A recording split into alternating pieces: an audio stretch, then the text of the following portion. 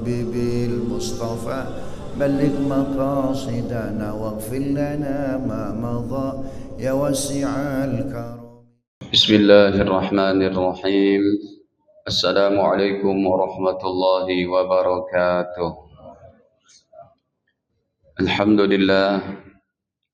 لله الذي وفق من شاء من عباده لأفضل طاعات واكتساب أكمل الكمالات.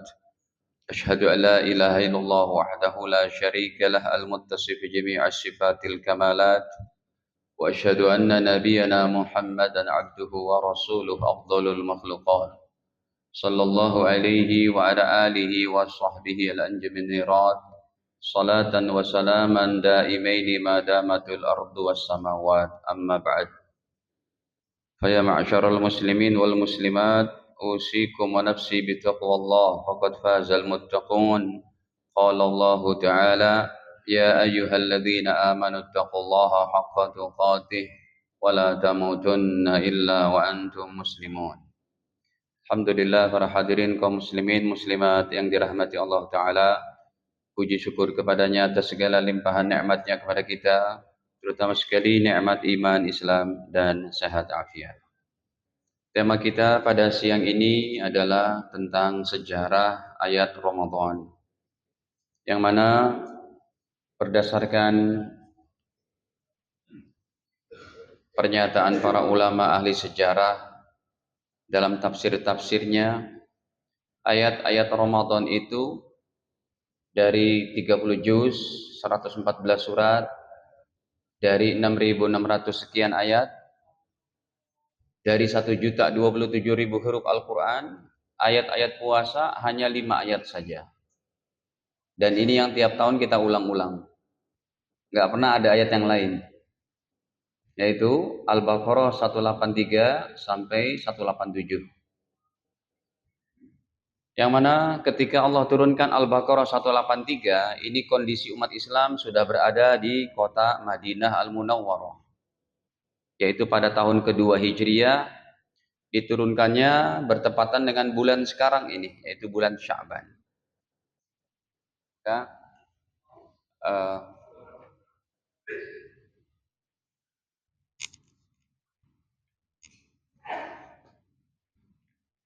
jadi bertepatan dengan bulan Sya'ban diturunkannya, kemudian berapa hari kemudian baginda Nabi dan para umat Islam menjalankan ibadah Ramadan puasanya. Nah, diturunkan di Madinah tahun kedua Hijriah. Berarti memang Nabi Muhammad dan para sahabat terdahulu tidak berpuasa selama 14 tahun. 13 tahun di Madinah, 13 tahun di Mekah, 1 tahun di Madinah. Kenapa tidak puasa selama 14 tahun? Ayatnya belum turun, SK-nya belum ada. Makanya tahun kedua Hijriah diturunkan ayatnya, ya ayyuhalladzina amanu kutiba alaikumusiyam kama kutiba alal ladzina min qablikum la'allakum tattaqun. Wahai orang-orang beriman, diwajibkan ke atas kalian berpuasa. Kama kutiba alal ladzina min qablikum, sebagaimana puasa diwajibkan kepada orang sebelum kalian, la'allakum tattaqun, supaya kamu menjadi orang bertakwa. Ini saya tidak bahas takwanya, karena untuk membahas takwanya saja perlu 1 jam juga itu. Sedangkan kita sampai jam 1, tinggal 25 menit. Kenapa kok jadi kurang waktunya? Zuhurnya udah kesini ya. Boleh nggak sampai 1:30? Nggak boleh ya? Boleh. Masa sih? Hadirin, ya ini sempit sekali waktunya saya mau bicara sejarah tentang ayat Ramadan. Jadi diturunkan tahun kedua Hijriah di bulan Sya'ban. Jadi selama 14 tahunan umat Islam belum melaksanakan syariat puasa Ramadan. Ya, dan Nabi jalankan Ramadan seumur hidupnya hanya 9 tahun. Karena diwajibkan tahun kedua, beliau meninggal tahun 11. Tahun 11-nya pun belum datang bulan Ramadan, karena meninggalnya Rasul tahun 11 bulan ketiga, sedangkan Ramadan bulan ke-9. Jadi beliau hanya 9 tahun melaksanakan. Diwajibkan tahun kedua dan beliau wafat tahun ke-11. Hadirin, Dalam Al-Baqarah 183 ada satu pembicaraan yang jarang dikupas tentang sejarah ayat ini. Coba, ini pembahasan tentang puasa, tetapi di dalamnya ada tentang yaitu masalah beraroma akidah yang sangat kuat. Ayat ini Al-Baqarah 183 memang tentang puasa Ramadan, tapi beraroma akidah yang sangat kuat. Di mana aroma akidahnya?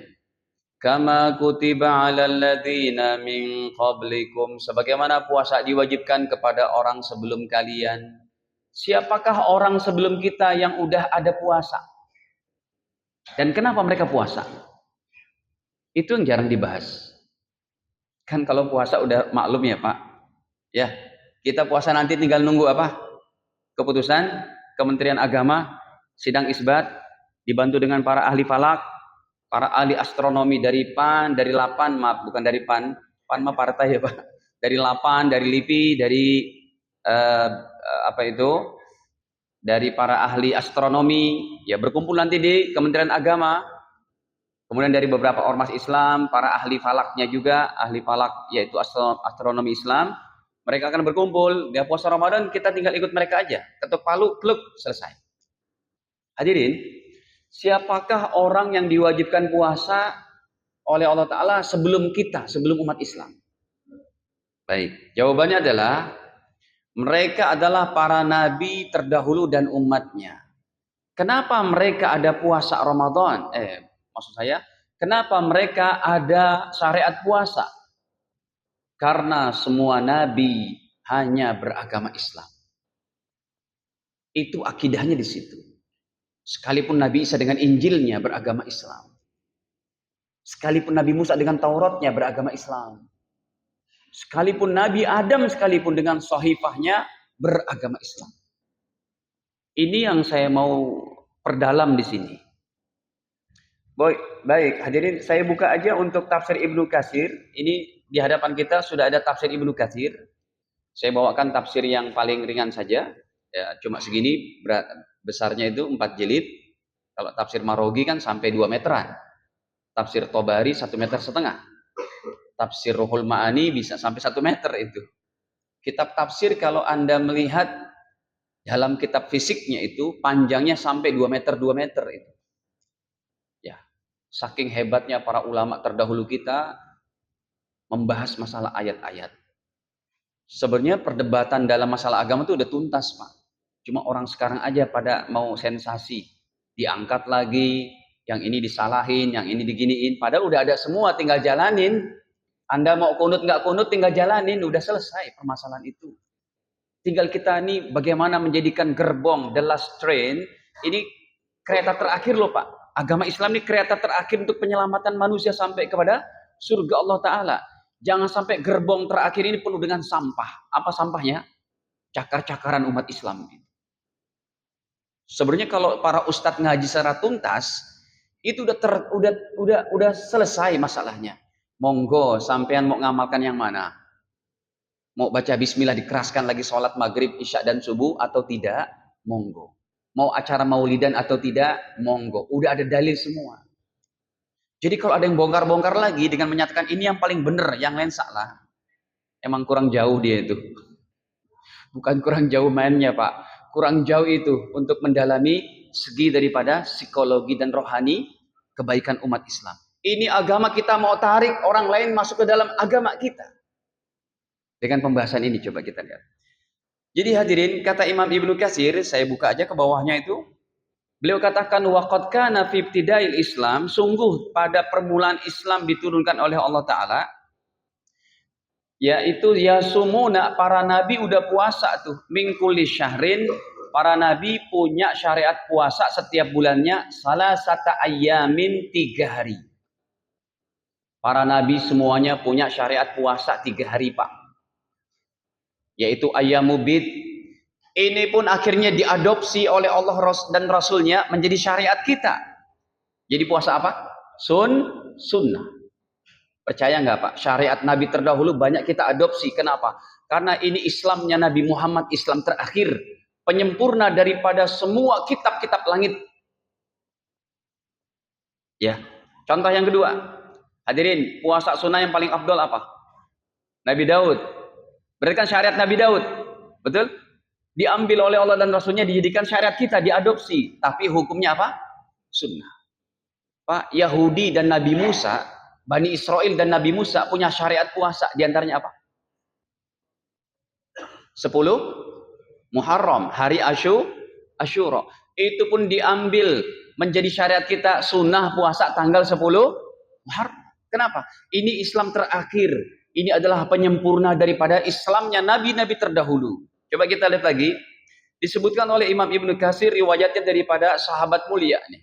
Ya.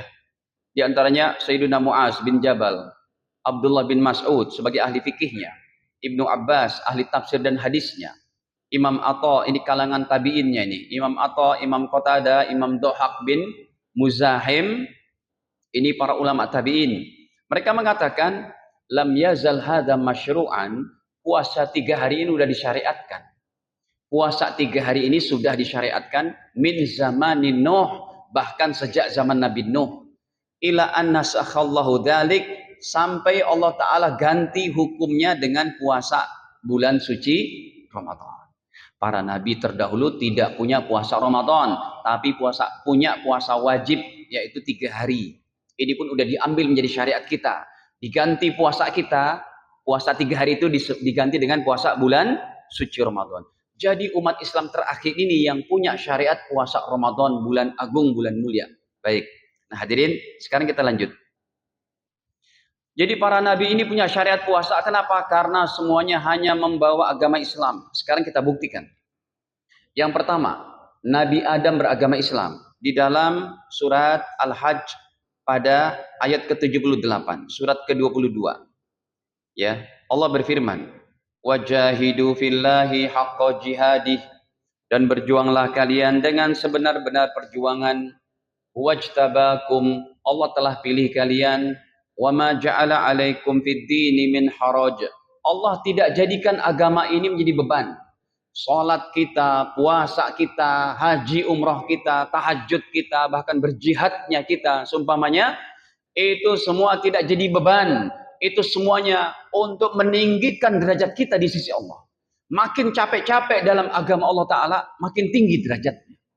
Dari situ para ulama membuat kaidah al-ajru bi qadril masyaqqah. Pahala akan didapatkan lebih banyak sesuai dengan potensi kecapek dan kesusahannya dalam menjalankan agama.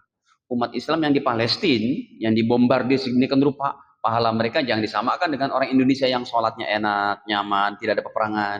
Beda. Baik, agama ini nggak jadi beban. Millata abikum Ibrahim, ikutilah agama baginda Ibrahim. Yang menjadi dalil ini dia. Huwa sammakumul muslimina min qablu. Allah sudah memberi nama kepada kalian semuanya al-muslimin, orang-orang muslim. Min qablu, sejak zaman Nabi Adam. Min qablu, sejak zaman dahulu, yaitu zaman Nabi Adam. Wa fi hadza, dan juga umat Islam terakhir dalam Al-Quran ini, dalam Al-Qurannya Nabi Muhammad SAW. Ini dalil pertama, kalau semua Nabi beragama Islam. Sejak zaman Adam sampai baginda Muhammad dalam Al-Qurannya pun semua agama Islam. Yang kedua, Nabi Nuh beragama Islam. Makanya beliau juga punya syariat puasa 3 hari. Kita buka dalam suratnya, yaitu surat Yunus pada surat ke-10 ayatnya ke-72. Allah berfirman tentang perkataan Nabi Nuh. Karena ayat 71-nya itu sedang berbicara kisah Nabi Nuh. Watlu alaihim naba'a Nuh. Wahai Nabi, bacakanlah tentang kisah Nabi Nuh. Ayat 72-nya. Fa in tawallaitum, Nabi Nuh berkata, kalau kalian berpaling wahai umatku daripada dakwahku, fama sa'altukum min ajrin, aku tidak pernah minta upah daripada kalian, kata Nabi Nuh. In ajriya illa 'ala Allah, yang berikan upah ganjaran pahala kepada aku hanya Allah. Apa kata Nabi Nuh? Wa umirtu, dan aku hanya diperintah an akuna minal muslimin. Nabi Nuh mengatakan, aku hanya diperintah untuk menjadi orang muslim. Yang ketiga, bahkan Nabi Ibrahim, Pak. Nabi Ibrahim ini punya nama khusus di kalangan Yahudi Bani Israel terutamanya. Kenapa? Karena ribuan nabi dari Bani Israel. Nabi Ibrahim maksud saya. Tadi saya bilang apa? Nabi Ibrahim betul ya? Kadang hadirin, Nabi Ibrahim punya istri 2. Dari Bunda Sarah, anaknya namanya Ishak. Dari Bunda Hajar, anaknya namanya Ismail. Dari Nabi Ismail terus keturunannya enggak ada yang jadi nabi kecuali Nabi Muhammad. Tetapi dari Ishak, inilah yang nantinya menjadi cikal bakal nabi-nabi ribuan Bani Israel. Ishak, anaknya siapa? Yakub. Yakub punya anak siapa? Ada Imran, ada Yahuda, ada Benyamin, ada Yusuf. Nanti dari keturunan mereka ada Musa, ada Harun, ada Zulkifli, ada Yahya, Zakaria, sampai Isa. Makanya Nabi Ibrahim diklaim oleh Yahudi sebagai agama Yahudi. Sementara Nasrani mengklaim Abraham, the prophet of Abraham, bahasa Inggrisnya itu pakai Abraham gitu kan. Mereka katakan Abraham adalah agama Nasrani. Dibantah oleh Allah Ta'ala dengan bahasa Arab yang sangat mudah. Pak, Masya Allah Pak, ini ayat puasa. Tapi di dalamnya masalah akidah. Nanti untuk cara-cara berbuka puasa gini, sama Ustadz yang lain dah ya. Makan korma apa yang gampang-gampang itu. Ini yang rumit dulu Pak. Yang paling penting nih saya bicarakan. Mungkin nggak kelar juga nih. Tuh lihat, udah tinggal 15 menit. Saya dari tadi ngomongnya buru-buru karena ngeliat ini nih Pak. Waktunya mau dipas-pasin tapi nggak bisa juga. Ya, karena nggak bisa sesingkat itu. Di beberapa masjid saya bicarakan sejarah ini semalam aja. Di Kementerian Perumahan Komplek Keuangan itu saya bahas 1 jam. Itu pun masih agak terburu-buru juga. Karena saking banyaknya ini pembahasan ini. Baik, yang ketiga hadirin, Nabi Ibrahim bahkan dibantah oleh Allah, beliau bukan agama Yahudi atau Nasrani. Ayatnya gampang kita dapatkan. Kita buka sekarang dalam Ali Imran, ayatnya ke-67. Makana Ibrahimu Yahudiyan wala Nasraniya. Coba kita lihat.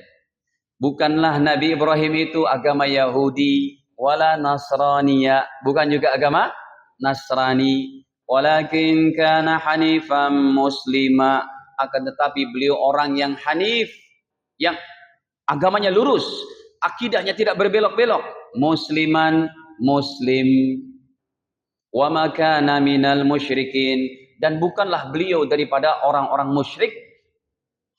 Bahkan anaknya, maksud saya cucunya Nabi Yakub, ya kan? Ibrahim punya anak Ishak. Ishak anaknya siapa? Yakub. Nabi Yakub ini bapaknya Nabi Yusuf. Kan gitu. Nah hadirin, Nabi Yakub pun Allah beritakan dalam Al-Baqarah 132. Wa wassa biha Ibrahimu banihi wa Yaqub. Dan Nabi Ibrahim serta cucunya Nabi Yakub berwasiat kepada anak mereka. Tuh. Ya bunayya, wahai putraku, innallaha astafa lakumuddin. Sungguh Allah telah memilih agama Islam ini untuk kalian. Fala tamutunna illa wa antum muslimun. Jangan kamu mati kecuali dalam keadaan muslim. Jelas. Inilah yang diklaim oleh para Bani Israel Yahudinya. Kakek-kakek kita adalah agama Yahudi. Bukan. Yahudi itu agama buatan mereka. Setelah mereka merubah-rubah Taurat dan Injil, jadilah Yahudi dan Nasrani. Makanya mereka disebut ahli kitab dan mereka masuk neraka. Ayat paling gampangnya coba lihat. Apa? Lam yakunil ladzina kafaru min ahlil kitabi wal musyrikina fi nari jahannam. Lihat ayat ke-6-nya. Innal ladzina kafaru, sesungguhnya orang-orang kafir, min ahlil kitab, Yahudi dan Nasrani ahli kitab, wal musyrikin, dan orang-orang musyrik, majusi, penyembah dewa, penyembah api, penyembah ini itu dan macam-macamnya, fi nari jahannam, berada dalam neraka jahannam. Kenapa sekeras ini Allah menyatakan? Karena ranahnya ranah akidah, ranah tauhid. Allah tidak akan memaafkan orang yang menduakan Tuhan selain Allah. Kalau orang-orang Yahudinya menyatakan Nabi Uzair anak Allah. Kalau orang Nasrani mengatakan Nabi Isa, Yesus anak Allah. Dibantah semua oleh Allah. Baik, hadirin, udah berapa tuh? Udah 4. Yang kelima contohnya, Nabi Musa dengan Tauratnya, bukan agama Islam. Bukan agama Yahudi, tapi agama Islam. Coba kita lihat dalam surat Yunus. Surat Yunus pada ayat keberapa? Ayat ke-84-nya. Wa qala Musa Dan berkatalah Nabi Musa, ya qaumi, wahai kaumku, kata baginda Musa. Nabi Musa adalah satu-satunya nabi yang kisahnya paling banyak dalam Al-Quran, melebihi daripada Nabi Adam, melebihi kisah Nabi Nuh, melebihi kisah Nabi Zakaria dan sebagainya. Beliau paling banyak. Karena memang Allah menginginkan Nabi Muhammad mencontoh dakwah beliau. Baik. Berkata Nabi Musa, ya, wa qala Musa, ya qaumi, wahai kaumku, in kuntum amantum billah, kalau kalian betul-betul beriman kepada Allah. Ini perkataan Nabi Musa kepada Bani Israel yang selamat dari kejaran Fir'aun, yang Laut Merah terbelah menjadi 12 jalanan, yang saat itu Fir'aun dan ribuan bala tentaranya ditenggelamkan di Lautan Merah. Ini mereka Bani Israelnya. Siapa mereka? Apakah agama Yahudi? Coba lihat. In kuntum amantum billah, wahai kaumku, kalau kalian betul-betul beriman kepada Allah, fa'alaihi tawakkalu, kalian harus bertawakal hanya kepada Allah. Bertawakal hanya kepada Allah. In kuntum muslimin, kalau betul-betul kamu orang muslim. Pak, jangan tinggalkan Islam, hadirin. Ini satu-satunya agama yang Allah turunkan sejak Adam. Begitu internal akidah kita. Sekalipun dalam kehidupan bernegara, berbangsa, UUD 45 dan Pancasila, wajib kita menghormati agama lain. Mana dalilnya? Lakum dinukum, itu dalilnya. Tapi tidak boleh kita meyakini kalau agama yang lain masuk surga. Seseorang yang memahami semua agama masuk surga, dia telah menyekutukan oleh Allah Ta'ala. Berarti dia meyakini Tuhan anu yang disembah oleh agama itu benar. Mustahil seperti itu. Jadi harus betul-betul dipahami nih.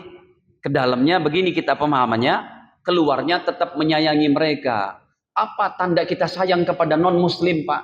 Doakan mereka supaya dapat hidayah. Kan gitu.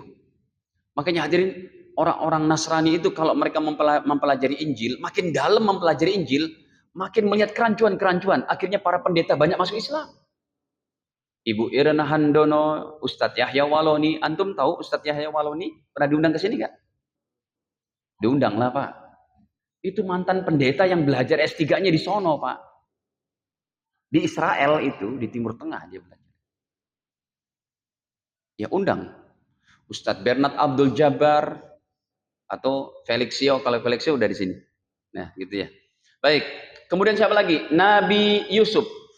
Nabi Yusuf alaihissalam adalah nabi termasuk daripada keturunannya Ishak Yakub tadi.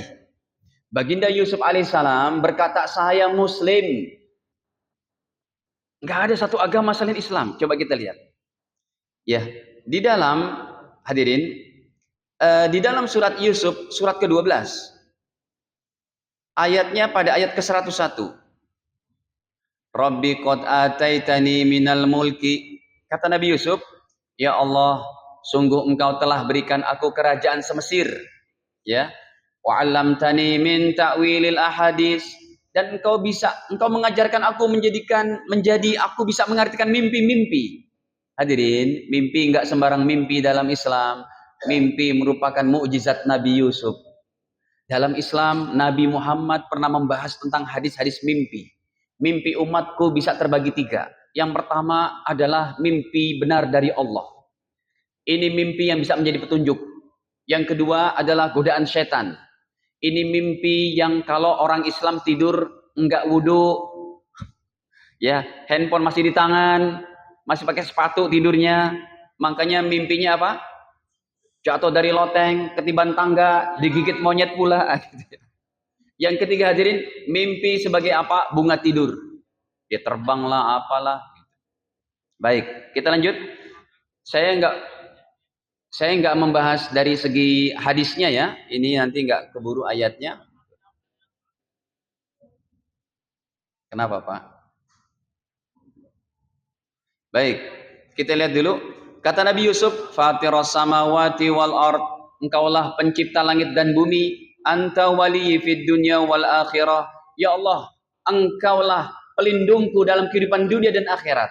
Apa kata baginda Yusuf? Tawaffani muslima, ya Allah matikan aku dalam keadaan muslim. Jelas.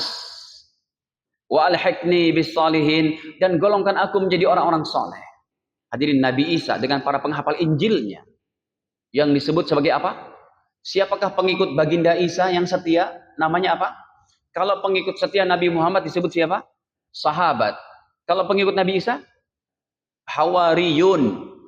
Para Hawariyun orang yang langsung menerima pengajaran Injil pertama kali. Mereka berkata, nahnu muslimun, kami muslim. Coba kita buka ayatnya. Dalam surat Al-Maidah, surat kelima, pada ayatnya ke-111. Wa id awhaitu ilal hawariyin. Hawari.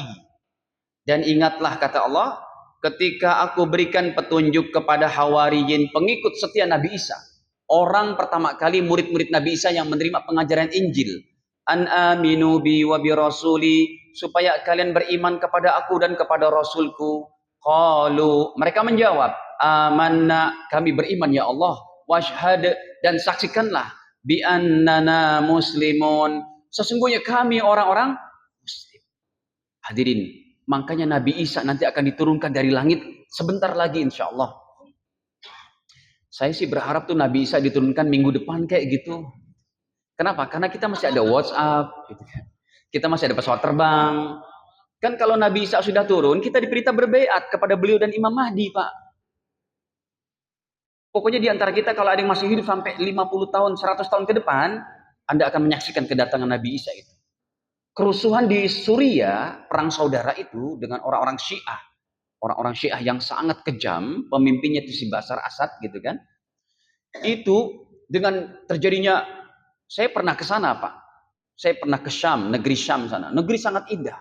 Ketika perang saudara hancur berantakan. Tetapi masjid tempat turunnya Nabi Isa tetap Allah jaga. Tidak hancur. Masjid Menara Putih atau Masjid Umayyah. Para jemaah dirahmati Allah, Nabi Isa pun turunnya diangkat ke langit. Ada dalam Al-Quran. Turunnya nanti ke Damaskus. Ada dalam hadis-hadis sahih. Semuanya klop. Makanya ini para pengikutnya menyatakan bi annana muslimun. Makanya Nabi Isa sebagai Yesus pernah berkata dalam surat As-Saff pada ayat ke-6 atau ke-8-nya, wa mubasysyiran bi rasuli ya'ti min ba'dismuhu Ahmad. Aku akan memberikan kabar gembira kepada kalian, kepada seorang nabi terakhir sebagai penyempurna risalah Islam terakhir. Namanya siapa? Ahmad atau Muhammad. Tapi itu kan dihapus ayatnya. Para jemaah dirahmati Allah, coba kita lihat endingnya ini Pak. Ya, ini tinggal 2 menit lagi. Ini sudah kita bicarakan tuh ayat-ayatnya. Yang tadi udah saya bacakan. Sekarang nomor 8-nya. Endingnya Pak. Klop, semuanya klop. Cocok semuanya. Yang ke-8 apa? Agama di sisi Allah hanya Islam. Coba sebutkan ayatnya apa bunyinya. Nah, itu hafal Anda? Inna dina indallahil. Ih, pinteran tuh Bang. Belajar di mana Bang? Oh, iya. Baik, ini kan udah klop banget Pak. Allah menggunakan kata-kata inna, nggak ada penolakan lagi. Ya, Ali Imran 19 tuh. Inna dina indallahil Islam. Sesungguhnya agama di sisi Allah hanya apa? Islam. Hadirin, sekarang begini. Yang terakhir lagi. Yang ke-9-nya, penolakan dari Allah kepada orang yang beragama selain Islam. Coba kita lihat ayatnya. Ali Imran 84. Nih. Ali Imran 85, maaf. Wa may yabtaghi ghairal islami dina. Dan siapa orang yang menganut selain Islam, falan yuqbala minhu, tidak akan Allah terima selama-lamanya. Wa huwa fil akhirati minal khasirin. Di akhirat dia akan menjadi orang yang sangat merugi. Makanya terakhir hadirin yang ke-10, kita diperintah hanya mati dalam keadaan muslim. Ayatnya mana? Ali Imran 102. Ya ayyuhalladzina amanu taqullaha haqqa tuqatih wa la tamutunna illa wa antum muslimun. Para jamaah, kenapa para nabi terdahulu punya syariat puasa? Karena semuanya hanya membawa Islam. Ini internal akidah kita. Makanya kepada non-muslim Pak, sayangi mereka, tunjukkan akhlak yang baik, ikram mereka, muliakan mereka, karena mereka termasuk lebih baik daripada para binatang. Ya, Allah muliakan mereka. Tinggal bagaimana dengan akhlak kita supaya mereka masuk Islam. Puasa Ramadan yang akan datang ini sebenarnya hikmah tertingginya itu bukan cuma kita mau menjadi orang bertakwa yang menjalankan syariat dengan pernik-pernik Ramadannya. Bukan hanya itu. Yang tertingginya adalah kita meyakini bahwa Islam agama satu-satunya dari Allah. Dah, ini pas jam 1 tuh. Berarti nggak ada tanya jawab. Boleh tambah waktu nggak? Boleh. Masa sih boleh? Pak, saya ingetin Pak, pembahasan selanjutnya. Ini sudah. Ya. Sebenarnya belum sih. 184 belum tuh Al-Baqarahnya. Ya. 185 belum sampai 187. Tapi saya mau ada perkara yang terpenting aja deh, begini. Para jamaah, saya ingetin, siapa yang masih punya hutang puasa Ramadan tahun kemarin? Terutamanya siapa? Anak istri kita yang perempuan, yang masih gadis, yang udah masuk masa haid dan menstruasinya, yang punya hutang puasa Ramadan tahun kemarin, kita masih ada 25 atau 24 hari menuju 1 Ramadan. Tolong Bapak Ibu yang masih punya hutang puasa wajib ditunaikan. Kalau nggak ditunaikan Anda berdosa itu. Karena sudah diberikan kesempatan oleh Allah berapa bulan? 11 bulan. Dan ingat hadirin, statement hutang ibadah itu bukan dari ulama. Hutang ibadah itu langsung dari hadis Nabi SAW. Hutang ibadah kepada Allah maksudnya apa? Ketika Anda sudah ada kewajibannya, kemudian Anda tidak mengerjakan, itu jadi hutang. Ya, termasuk puasa Ramadan ini, tolong untuk ditunaikan dulu. Makanya hari ini yang niat puasa Senin, Kemis, yang mempunyai hutang puasa, enggak usah niat puasa sunnah, tapi niat puasanya apa? Qadha, bayar. Ini hadisnya. Nomor 1852 dalam riwayat Al-Imam Bukhari rahimahullah. Ya, yang mana ceritanya datanglah seorang laki-laki kepada Nabi Shallallahu Alaihi Wasallam. Laki-laki ini bertanya, ya Rasulullah, wahai baginda Rasul, inna ummi matat, sesungguhnya ibuku matat meninggal dunia. Wa alaiha shaum syahrin, dan beliau punya hutang puasa 1 bulan. Pertanyaannya, afaqdi anha, boleh tidak saya yang mengkodok puasa ibuku? Ibunya udah meninggal padahal. Ini menunjukkan bahwa amalan orang hidup dihadiahkan kepada mayit sampai boleh. Nabi menjawab, qala na'am. Apa arti na'am? Silakan. Iya. Kenapa? Dari situ Nabi berstatement, fadainullah ahaqqu ayyuqda, karena hutang kepada Allah lebih berhak untuk dikodok. Kita punya hutang kepada manusia aja sengaja nggak bayar Pak, nggak masuk surga. Apalagi hutang kepada Allah yang kita mampu, badan sehat, nggak mau bayar. Kecuali kalau emang udah nggak mampu bayar, baru turun kepada kewajiban kedua, bayar fidyah. Satu harinya 1 mud 700 gram, 700 gram dibulatkan menjadi 1 liter. Dah, ini aja pesan terakhir. Kalau nanti sampai 1 Ramadan Anda belum tunaikan hutang puasanya, ada 3 konsekuensi. Yang pertama berdosa. Yang kedua adalah wajib bayar fidyah sebanyak hari yang Anda belum bayar. Kalau 7 hari berarti 7 liter. Kalau 10 hari berarti 10 liter. Yang ketiga tetap wajib mengkodok. Dihitung baik-baik sampai Ramadan selesai, wajib dikodok, ditambah dengan hutang puasa tahun ini bila ada. Demikian sekelumit tentang sejarah puasa Ramadan. Kita belum bahas 184 sampai 187, baru 183, tapi waktunya tidak mencukupi ternyata. Ya, cukup sampai di sini saja saya rasa apa yang dapat kami sampaikan. Ada yang bertanya kan?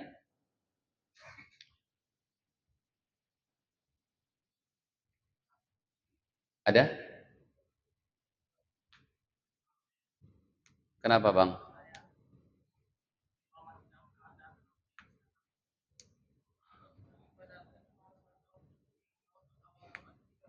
Cukup ya?